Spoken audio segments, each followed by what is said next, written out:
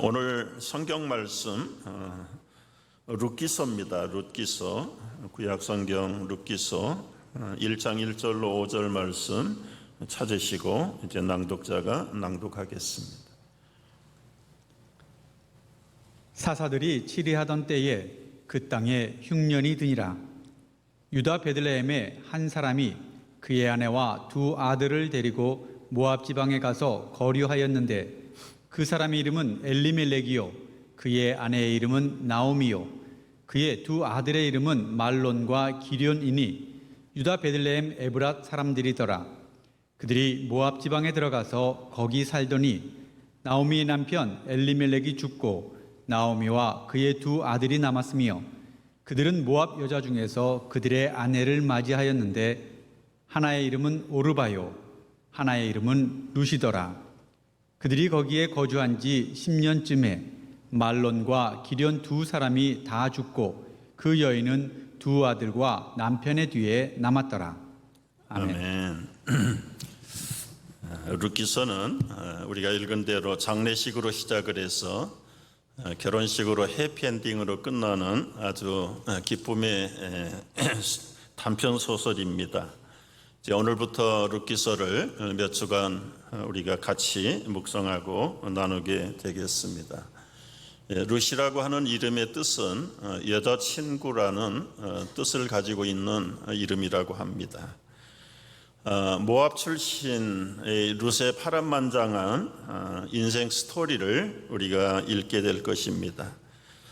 유대인 남편을 만나 젊은 나이에 결혼했다가 젊은 나이에 홀로 과부가 된 여인, 또 역시 시험에 나오미, 과부가 된 나오미를 따라서 생소한 타국의 이민의 삶에 발걸음을 옮기게 됩니다.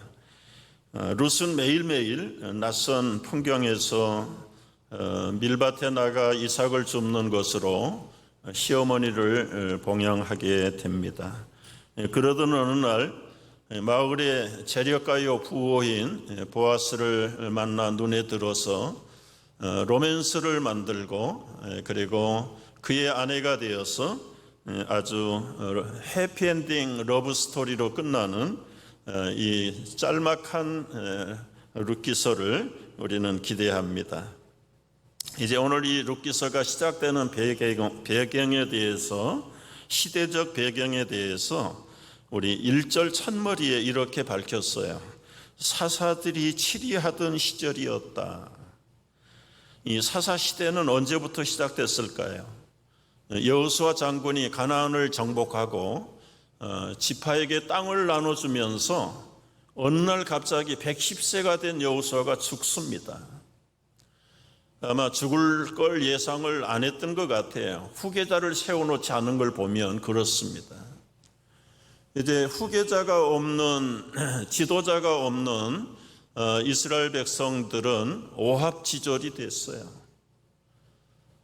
땅은 차지했지만 정부가 없는 나라가 돼버렸습니다. 그래서 사울 왕이 이스라엘의 초대 임금으로 설 때까지 무려 340년 동안을 무정부 상태에서 살았습니다. 여러분, 정부가 있고 강력한 경찰이 있는 미국에서도 폭동이 일어나고 경찰력이 힘을 쓰지 못할 때 일어나는 사태들을 한번 보십시오.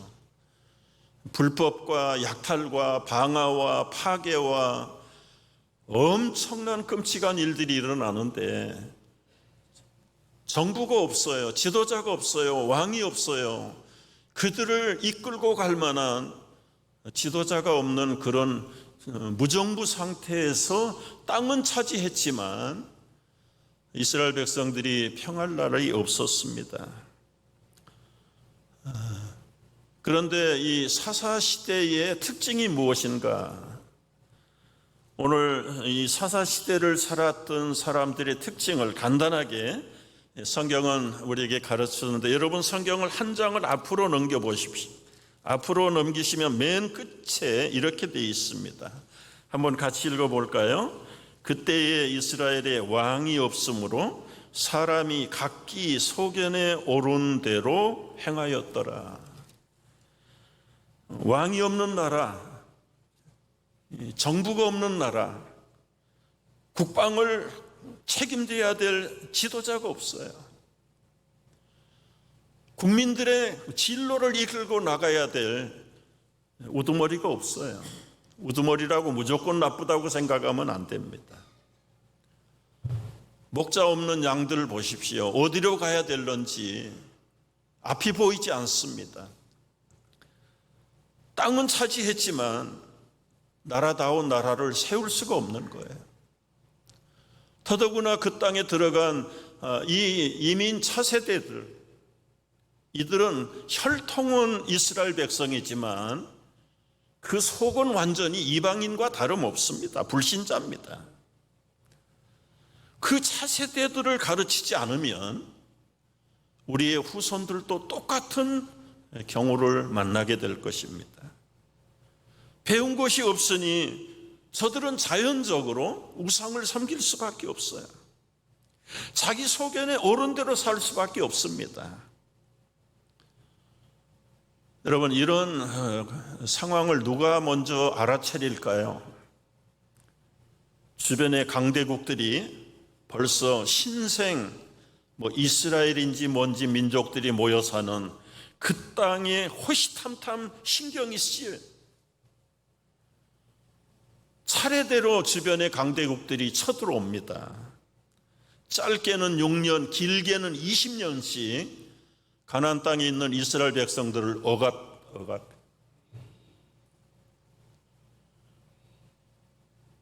말이 땅을 얻어서 나라를 세운다고 말하지만 지금은 갈 길이 너무너무 멀어요. 이런 비극이 6번이나 반복이 되는데 이스라엘 백성들이 죽을 지경에서 더 이상 견디지 못해서 하나님을 찾고 하나님의 도움을 구합니다. 그러면 그때 하나님이 그때마다 깡패 두목들 그리고는 겁쟁이 농부들을 불러다가 그 시대의 영웅을 만들어 가지고 12명의 사사들을 세워 가지고 그들을 못 살게 하는 주변의 국가들을 물리치고 그리고 모처럼 평화와 자유를 회복하게 해요. 보통 40년 동안은 백성들이 정신을 차려요. 감사하고 우리가 하나님 말씀대로 살지 않다가 우상을 섬기다가 클고 다쳤는데 이제 잘 살아야지. 길어야 40년. 40년이 끝나갈 무렵에는 그 인간들이라는 물건이 참 요상해요. 다 변심해요. 다 변심. 다시 원위치로 돌아가 있어요. 여전히 우상 섬기고 하나님 등 돌리고 그러면 또 하나님은 그냥 내버려 두세요. 하나님이 내버려 두신 건지 불러다가 매를 때리는 건지 정확하게 알 수 없지만 사필기정이에요.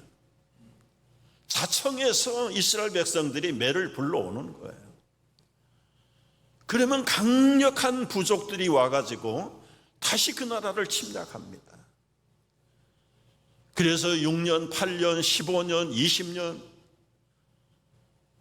얼마나 또 피눈물을 흘리고 약탈당하고 죽임당하고 살육당하고 다 빼앗기고 인권유린당하고 굶고 죽지 못해서 살아가는. 그러면 할 수 없이 또 하나님께 손을 들어요. 이 하나님은 제가 표현대로 쓸개가 없이 좋으신 하나님이었어요.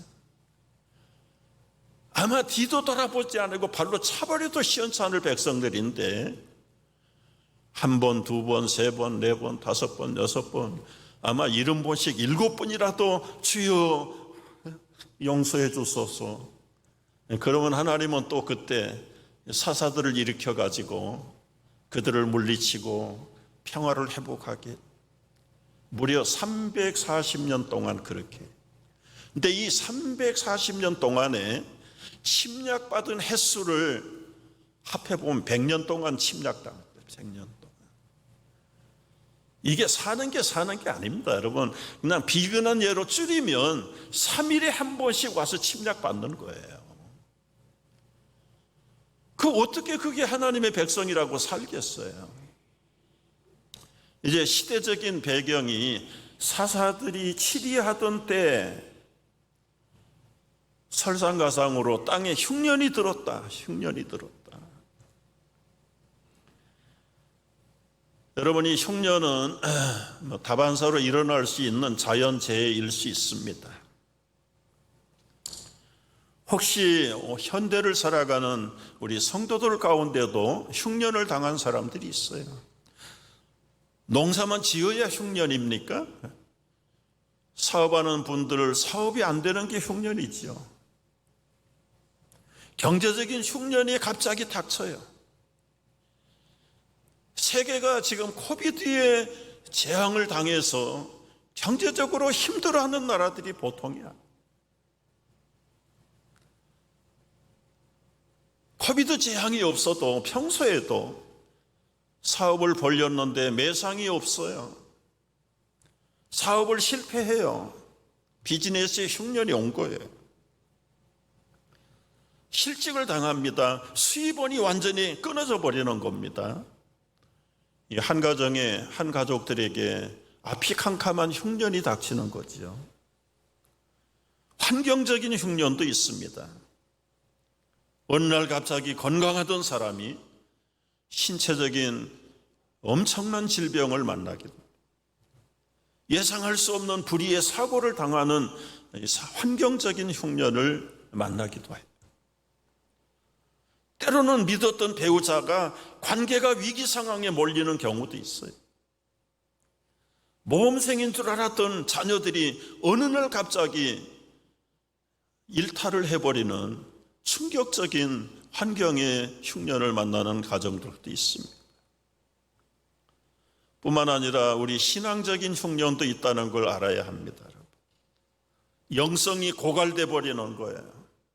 감사도 없고 이제는 믿음도 없어지고 하나님은 보이지도 않고 영적으로 바닥. 여러분 인생은 날씨와 같아서 언제나 해만 뜨는 거 아니에요. 폭우가 쏟아질 때가 있고 여름의 때 아닌 우박이 내리칠 때가 있고요. 그러나 1년 내내 폭우가 오고 벼락이 치는 건 아니에요. 꽃피는 계절도 있고 문제는 이 흉년을 만났을 때 어떻게 대처를 해야 되는가, 이게 문제예요. 여러분들이 흉년을 만나거나 문제를 만났을 때 여러분의 대처 방법은 무엇입니까? 우리가 새생활 세미나를 하면서 이 문제를 만났을 때 나타나는 사람들의 반응이 있어요. 4가지 타입의 반응이 있습니다. 첫 번째는 문제를 문제로 인정하지 않으려고 그래요. 그래서 외면하고 돌아가요. 두 번째 타입은 비껴가는 사람입니다. 여러분, 피한다고 고름이 잘 되지 않아요. 세 번째는 나중에 처리하리라 하고는 몰라 하고 나는 돌아갈 거야. 그리고는 멀리 없던 걸로 인정을 하고 밀어놓고는 그냥, 여러분, 시간이 약이라고요? 시간이 가면 오히려 더 문제가 커진다는 걸 이 사람들은 모르는 거예요. 우리는 어떻게 대처를 해야 됩니까? 4번 타입이 우리가 기대해야 될 바람직한 대처 방안이에요. 힘들어도 문제를 관통해야 돼요. 그 문제를 맞서야 되는 거예요. 이 문제의 원인과 현상과 대처 방안이 무엇인가에 대해서 밤잠을 못 자고라도, 때로는 지혜가 모자라면 무릎 꿇고 피눈물을 흘리면서라도 그 문제에 대한 대안을 만들어야 되는 겁니다. 대개 보면 심성이 약한 분들, 의지가 약한 분들, 고생을 안 해본 분들은 문제를 만나면 1번에서 2번, 3번 중에 하나를 취합니다. 여러분은 어떤 타입입니까?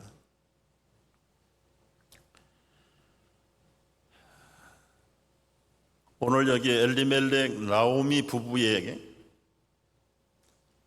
문제를 어떻게 대처했을까요? 제가 보는 것은 이 나오미 부부는 2번 타입입니다. 2번 타입. 여러분 1절 말씀을 보세요. 1절 말씀에 사사들이 치리하던 때 그 땅에 흉년이 들었다. 흉년이 왔는데 유대 베들레헴의 한 사람이 그의 아내와 두 아들을 데리고 그 흉년이라는 문제를 해결하려고 어떻게 대처했다고요? 모압 지방에 가서 거류했다. 거류는 영주로 간 게 아니에요. 그냥 잠시 스테이 하려고 문제 흉년을 피해서 모압 지방에 가서 임시로 피했다, 그런 뜻입니다. 그럼 목사님 말투가 흉년이 왔는데도 피한 것이 잘못입니까? 꼭 그걸 따져보고 싶은 눈치들이 보이는 거예요. 여러분, 뉴욕이 미국이 다 불경기에 바닥이고 굶어 죽게 생겼는데 여기서 굶어 죽어야 되겠습니까? 당연히 다른 대안을 만들어야죠. 빵이 있는, 쌀이 있는, 돈이 있는 올림픽이 열렸다는 아틀란타로 많은 사람들이 몰려갔잖아요. 그걸 누가 뭐 잘못했다고 거기다가 시비할 이유가 없죠. 캐나다 목회할 때 들어보니까 뭐 영하 몇십 도에 떨어지는 알래스카에 1시간에 7배씩 웨이지를 준다고 하니까 한국 분들 다 알래스카까지 석유캐로 올라간 거예요. 여러분, 그 시비할 이유가 없어요. 앉아서 당할 이유가 없지요. 문제를 해결하기 위해서는 사업을 바꿀 수도 있고 이사를 갈 수도 있고 대책을 만들어서 실행할 수도 있는데, 여러분, 문제는 우리가 성도들이잖아요. 성도들이 어떤 계획을 세우고 어떤 변화를 일으킬 때 우리가 반드시 잊지 말아야 될 원칙 하나가 있다는 걸 잊어버리면 안 되는 거예요. 그 원칙이 무엇입니까? 하나님께 물어야 되는 거예요. 여러분, 여기 엘리멜렉 나오미 부부가 흉년을 만났습니다. 그들이 살고 있는 땅은 베들레헴입니다. 베들레헴은 물이 마르지 않는 곳이에요. 그런데 이 물이 마르지 않는 비옥한 베들레헴 땅에 흉년이 왔다.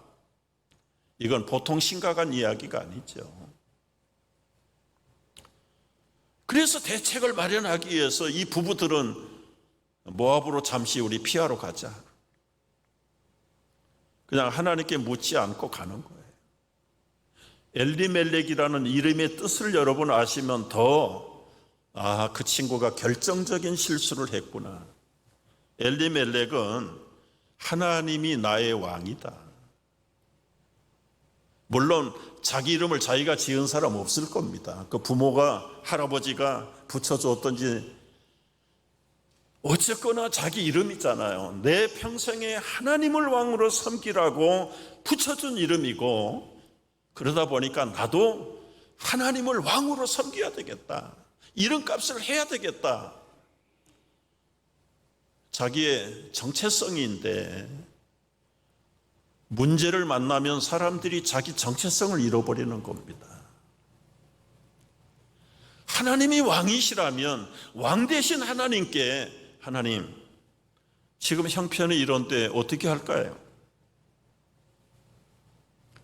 이 당면한 흉년을 어떻게 앉아서 당해야 되겠습니까? 물어봐야 되잖아요. 그래, 너 어디로 가려고 하느냐? 예, 소문에 듣기에는 저 모압이라는 나라에 먹을 게 많다는데 그저 잠시 그쪽에 가려고 합니다. 그래? 너 모압이 어떤 곳인지 알기는 알아? 알 리가 있나요? 여러분, 모압이 누굽니까? 그 롯이 소돔 심판할 때 겨우 몸만 빠져나왔잖아요. 두 딸들을 데리고. 그리고 큰 딸하고 관계에서 나온 아들이 모압이에요. 둘째 딸하고 나서 한 아들이 암몬이야. 이 모압과 암몬은 하나님의 총회에 들어올 수 없는 사람들. 그리고 이 하나님에게 버림받았다는 이 피해의식 때문에 그랬는지 몰라도 하나님을 섬기기는커녕 이 사람들은 인신제사를 드리는 사람들. 사람을 잡아다가 불에 태워가지고 자기들의 금오구 신 앞에 제사를 하는 민족들이 모압 사람들. 너 모압이 어떤 민족이나 아는? 그들이 어떤 신을 섬기는지 아니? 모릅니다. 모르면 너 율법 공부해. 구약을 좀 읽어봐. 여러분, 가르쳐줄 부모도 없고 스승도 없고 제사장도 없고 선지자도 없는 이 소견에 옳은 대로 사는 세상에 뭐를 알아야 하나님 앞에 묻기를 하고 대답을 듣든지 하지요. 이 사사들의 시대는 영적인 부재 시대입니다. 그러니 자기들이 자기 문제를 자기가 처리해야 될 수밖에 없는 그런 시대에 있지만 적어도 이름이 엘리멜렉이잖아요. 적어도 우리의 이름이 성도잖아. 성도. 하나님의 거룩한 백성들이잖아요. 거룩한 백성도 비즈니스 해야 먹고 살지요. 누가 비즈니스를 못하게 합니까? 다른 지역으로 옮겨가면 안 됩니까? 할 수 있어요. 할 수 있는데 원칙이 뭐라고요? 하나님께 먼저 물어보라는 거예요. 야고보서 4장 13절 이하의 말씀을 보시면 이런 말씀이 있어요. 다 같이 한번 읽겠습니다. 들으라, 너희 중에 말하기를 오늘이나 내일이나 우리가 어떤 도시에 가서 1년을 머물며 장사하여 이익을 보리라 하는 자들아, 내일 일을 너희가 알지 못하는도다. 너희 생명이 무엇이냐? 너희는 잠깐 보이다가 없어지는 안개니라. 너희가 도리어 말하기를 주의 뜻이면 우리가 살기도 하고 이것이나 저것을 하리라 할 것이오늘. 여러분, 크고 작은 모든 일에 하나님의 뜻인지 아닌지를 물어보라는 거예요. 물어보라는 거예요. 무조건 수입이 많다고 이게 정당한 사업인지 부정한 사업인지 묻지도 않고 돈에 눈이 멀어가지고 간다면 이 얘기를 들어야 되는 거예요. 장사를 하나님이 못하게 하셨습니까? 하나님은, 예수님은 달란트를 장사하는 걸 권장을 하셨어요. 자본금을 줘가지고 장사하게 만들었어요. 그게 달란트 비유입니다. 그게 요즘 말하는 시장 자본주의의 원리가 예수님으로부터 배운 거예요. 근데 문제는 무엇입니까? 사업을 하든 장사를 하든 무엇을 하든 직장을 구하든 하나님께 물어야지. 하나님의 뜻입니까? 우리는 수입이 많고 적음을 염두에 먼저 두지 말고, 비록 지금은 양에 차지 않아도 주님이 기뻐하는 사업이라면 그걸 붙들고 가는 겁니다. 아무리 많은 연봉을 받는다 해도 하나님이 기뻐하지 않는다면 과감하게 끊어야 되는 것이죠. 이게 믿음 아니겠습니까? 이 엘리멜렉 나오미 부부들은 하나님께 묻지도 않았어요. 그냥 떠나버린 겁니다. 아까 말씀드렸잖아요. 베들레헴이 흉년이 왔을 때는 세계 어디에도 다 흉년 온 거예요. 이 베들레헴이라고 하는 말이, 이 베트라는 것은 집이에요, 집. 레켐이라는 떡이에요. 그러니까 베들레헴은 떡집이에요, 떡집. 뭐 나중에 신약의 이야기입니다마는 영원한 인류의 영생의 떡이신, 하늘의 생명의 떡이신 예수님이 태어난 게 베들레헴이, 다윗의 고향이기도 해요. 그건 뭐 후대 시에 일어난 이야기니까 모른다 치더라도 이 베들레헴이라는 지명 하나만 제대로 묵상을 하면, 이 흉년이 보통 흉년이 아니구나. 일반적인 흉년은 기후 변화입니다. 기후 변화. 비가 와야 될 시기에 비가 오지 않는 1차적인 그런 흉년이 보통 농민들이 당하는 흉년이지요. 흉년이. 1년, 2년, 3년 비가 안 온다. 그건 여러분 일반적인 기후 변화라고 보겠습니까? 구약 성경에는 하나님이 징벌을 내리실 때 1차 징벌이 흉년이에요, 흉년. 그러면 흉년이 왔을 때, 오지 말아야 될 지역에 베들레헴에 흉년이 왔을 때는 벌써 감을 잡아야 되는 겁니다. 이건 일반적인 기후 변화의 흉년이 아니고, 가뭄이 아니고, 하나님을 노하게 해서 하나님께 징계를 받는 심판이다. 적어도 이 정도의 영성은 깨어 있어야 되지 않겠어요? 그런데 아까 말씀드린 대로 이 가나안의 정복에서 들어간 이스라엘 백성들은 제사장도 없고 선지자도 없고 왕도 없고 여호와를 가르쳐줄 부모들도 광야에서 다 죽어버리고 없어요. 완전히 혈통만 이스라엘이지 영적으로는 깜깜한 백성들이에요. 깜깜한 백성들. 그래도 우리가 아브라함의 후손이라면, 하나님의 선민이라면 선민다운 그 원리를 찾아야 될 거 아니에요. 어디엔가 있을 율법을 발견해야 될 거 아니에요. 그리고 그 말씀을 스스로라도 익혀야 되는데, 시대적으로나 환경적으로나 세대적으로 볼 때 아무도 그야말로 소견에 오른 대로 살아버리는 사람.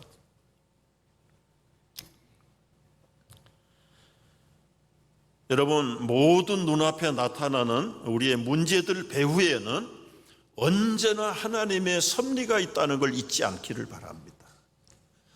어떻게 보면 우연일 수 있고 어떻게 보면 다 당하는 것일 수 있지만, 그러나 믿음의 눈을 가진 사람들은 표면에 나타나는 문제 뒤에 감추어진 하나님의 손길을 읽을 수 있어야 될 줄 압니다. 이게 성도고 이게 깨어있는 사람들의 모습이에요. 엘리멜렉 부부가 이제 묻지 않고 흉년을 피해서 모압 지방에 임시 체류하러 갔습니다. 결과가 어떻게 됐습니까?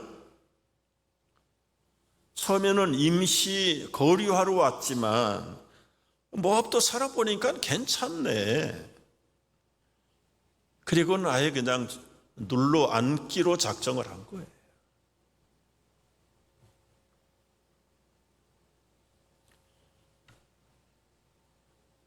베들레헴의 자리를 지키지 못하고 모압으로 피해왔던 이 엘리멜렉 나오미 가정에 어느 날 예고 없이 그 가정의 가장인 엘리멜렉이 급사를 해버립니다. 여러분, 나이가 많지 않았을 거예요. 두 아들들이 아직도 장가를 안 간 정도의 그 아버지의 나이가 얼마나 됐을까요? 그 가정의 기둥이 무너지는 겁니다. 나오미는 이름이 기쁨이에요. 기쁨의 나오미가 기쁨을 잃어버린 거지요. 여러분, 배우자를 잃어버린 사람들을 경험하지 않는 사람들은 어떻게 그 심정을 알까요? 그야말로 하늘이 무너진 것과 다름없는 이 나오미의 어두운 삶이 시작됩니다. 그런데 이 나오미도 기쁨의 이름을 유지하려면 그 기쁨의 비결의 근원이 무엇인가를 알아야 되는데 부창부수 같아요. 남편이 모르니까 나오미라도 알아야 되는데 나오미도 그걸 모르고 다른 방법을 변화를 시도해요. 두 아들 남은 거 이제 결혼이라도 시켜보자. 그래서 남편 잃은 빈자리를 두 아들들의 결혼으로 채웁니다. 여러분, 이제 가정에 새 사람이 들어올 때 얼마나 기뻐요. 사위가 들어온다든지 며느리가 들어와서 그 가정이 아주 든든하지요. 든든하죠. 나오미가 문제를 다른 것으로 해결한다고 해서 진정한 기쁨의 나오미의 이름값을 누리게 되는가? 행복할 줄 알았어요. 빈집에 새아기들이 들어오고 홀로 살던 아들들이 다 짝을 만나서 알콩달콩 살아가는 걸 볼 때 그 남편이 잃어버렸던 빈 마음도 온데간데 없어졌을 겁니다. 그런데 나오미의 해피 유통기간은 10년이에요. 10년. 오늘 말씀 보세요. 10년쯤 그렇게 살았어요.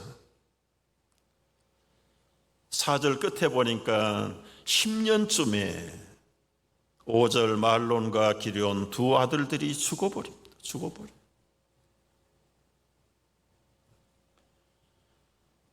여러분, 문제가 있다면 회피하면 안 돼요. 뭐 시간이 10년 지나서 아무 일이 없었다고요? 10년 후를 누가 압니까? 내일 일도 모르는 인생인데. 그런데 그 모르는 그 짧은 그 기간을 자기의 해피타임이라고 착각하면 안 돼요.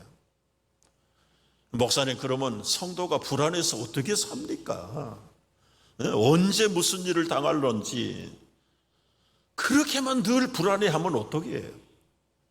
그러나 여러분, 적어도 저님과 늘 교통하는 믿음의 삶이 있으면 어떤 일을 만날지라도 시지 말로만 믿지 않는 사람들은 또 하늘이 무너져도 솟아날 구멍이 있다는데, 하늘을 창조하고 인생을 통치하시고 섭리하시는 하나님과 친한다면 여러분, 문제가 문제될 게 아무것도 없어요.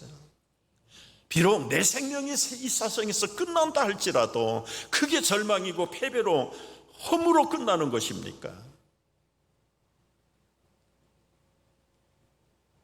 여러분, 돌이켜 생각해 보세요. 흉년을 누가 좋아할 리가 있어요? 그런데 흉년이 다 나쁜 것만 아니에요. 집 나간 둘째 아들아 기억나십니까? 그 아들이 허랑방탕하다가 언제 정신 차려요?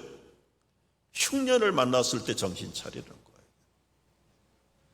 흉년 만나서 도저히 몸 하나 입 하나 붙일 곳이 없어서 아버지 집을 생각하는 거예요. 아버지의 품 안을 생각하는 거예요. 내가 이 흉년에 이제는 굶어 죽게 생겼구나. 아버지께로 돌아가자. 아버지의 집에 가서 종의 한 사람으로 사는 것이 오히려 이 땅의 행복한 삶보다 낫겠다. 둘째 아들이 돌아오게 된 계기는 흉년입니다. 그 흉년이 둘째 아들에게 축복이에요. 축복이에요. 여러분, 때로는 원치 않는 흉년을 만나고 어려운 사고를 만나고 불행한 일을 만났어요. 실패를 만났다고 쳐요.